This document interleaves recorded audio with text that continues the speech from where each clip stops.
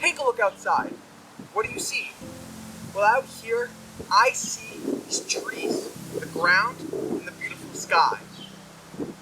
Now, when we're out here, we may see these objects in a dark brown, bright green, or a light blue, but we take the sight of this color for granted. How do we see the color in the world around us? Colors that we see are part of the visual light spectrum within the electromagnetic spectrum. Differing wavelengths within the electromagnetic spectrum have different purposes. For example, X-rays, radio, or radar. This light that we see is of specific wavelengths, between 400 nanometers and 700 nanometers. Only the specific wavelengths of light that reflects off the object we are seeing is what enters our eyes. The light travels through the lens of our eyes to the back of the eyeball, and into the retina, which covers 65% of the eye or so. Most of the light hits our epithelial cells and is absorbed. However, portions of this light hits either cones or rods, which are other cells embedded within these epithelial cells. The photons within the light activate the rods and/or the cones. Now, rods require much less light and so allow us to see in darkness, but show no color.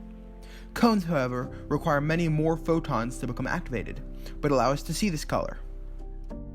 Other animals have different numbers of each of these cell types. For example, animals that see in the dark have many more rods than humans have. Anyway, for color, the photons activate the cones, or more specifically, photopsin proteins within the cone. Different wavelengths of light activate different cones. We have three types of cones. Red, which absorb the most light at 564 to 580 nanometers. Green, which absorbs the most at 534 to 545 nanometers. And blue, which absorbs the most at 420 to 440 nanometers.